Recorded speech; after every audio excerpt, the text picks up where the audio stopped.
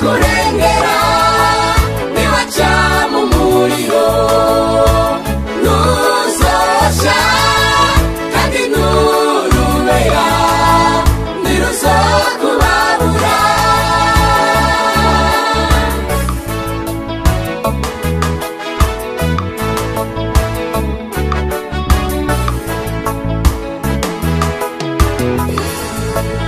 ibyo n'uhoraho yabibwiye Yakobo amusezeraniye azobana nawe natwe dukorera Imana ntizokwigera iduheba kuko ntawayikoreye bimukoze isoni.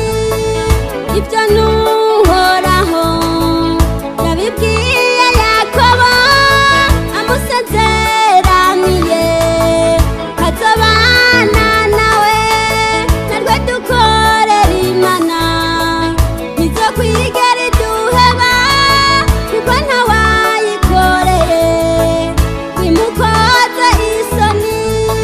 niwaca mu mazi nzoba ndi kumwe nawe no mu nzuzi ntizizokurengera niwaca mu muriro ntuzosha kandi nturubeya ntiruzokubabura.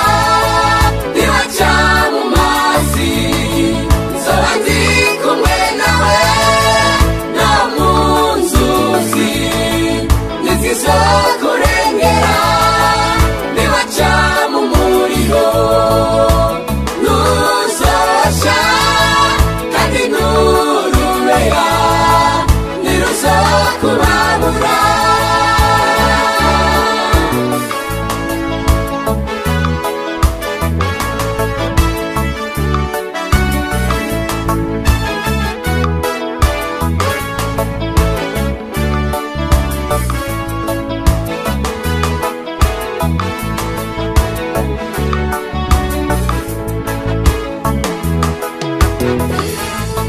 nta mugororotsi yahebwe cyangwa urubyaro rwe rusabiriritse abitsigiye uhoraho bameze nk'umusozi Siyoni udapfa kunyiganizwa ariko wamushimangiye.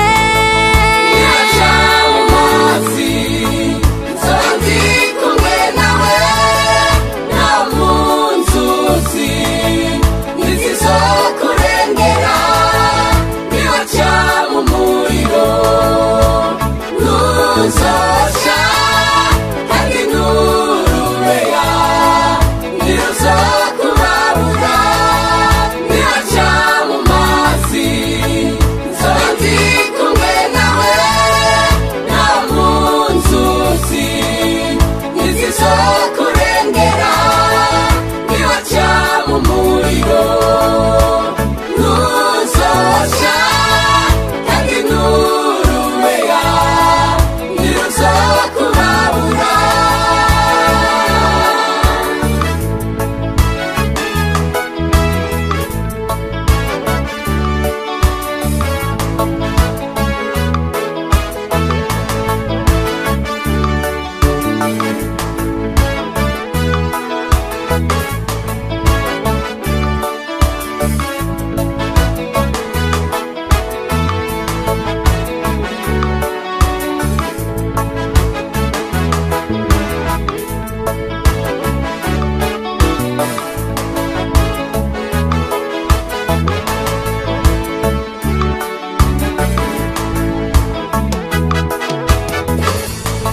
namwe bapasiteri nimugumye icyo gikorwa, namwe baririmbyi mugumye iryo banga, namwe basenzi ntimuve kwizamu kuko Imana dukorera ntizokwigera iduheba. niwaca mu mazi Zoba ndi kumwe nawe naho uzaca mu nzuzi ntizizokurengera